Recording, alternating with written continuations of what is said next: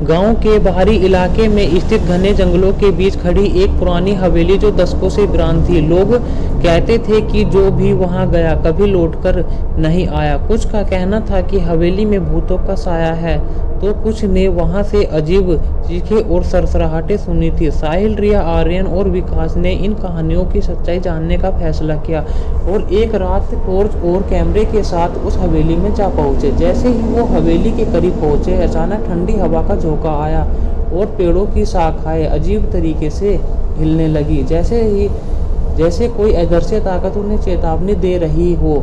लेकिन दोस्तों ने इसे नज़रअंदाज किया और हवेली के दरवाजे की ओर बढ़े।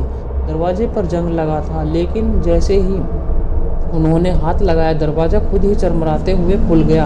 अंदर घुसते ही उन्हें घुटन भरी बदबू का एहसास हुआ। फर्श पर जमी धूल पर उनके कदमों के निशान बन रहे थे, लेकिन कुछ ही देर बाद उन्होंने देखा कि उनके पैरों के अलावा और भी किसी के पैरों के निशान वहां थे, जबकि वहां कोई नहीं था।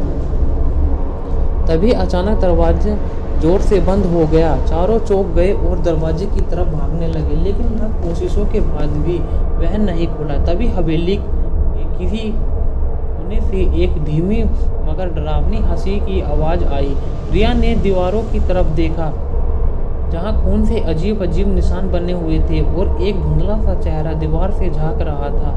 अचानक कमरे का तापमान गिरने लगा और ठंडी से के कानों में गूंजने लगी। विकास ने कांपते हुए कहा, यहाँ कुछ ठीक नहीं, हमें यहाँ से निकलना चाहिए।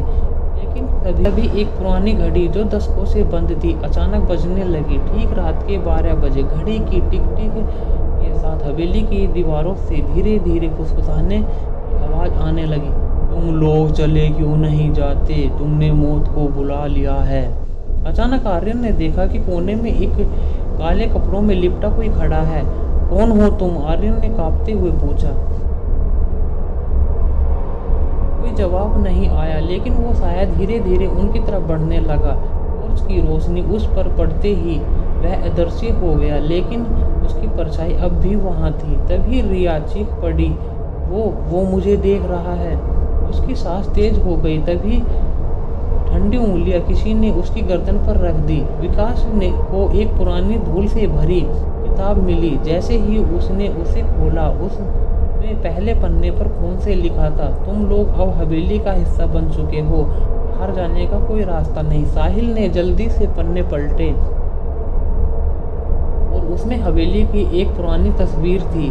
तस्वीर में खड़े लोग वही कपड़े पहने थे जो वे लोग पहनकर आए थे। यह क्या मजाक है? साहिल ने घबराते हुए कहा। तभी कमरे में रखे शीशे में कुछ हलचल हुई।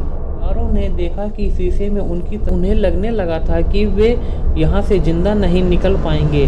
वो हवेली के हर दरवाजे को खोलने की कोशिश कर रहे थे, लेकिन हर दरवाजा दीवार बन चुका था। तभी एक तेज हवा चली और उनके सामने एक छाया प्रकट हुई। वह एक औरत थी जिसकी आंखें जल रही थी और उसका मुंह फटा हुआ था। तुम लोग? चारों दोस्त जान बचाने के लिए भागने लगे। हवेली के हर कोने में भूतों की परछाइयां मंडरा रही थी। अचानक एक के बाद एक चीखें हवेली में गूंज उठी।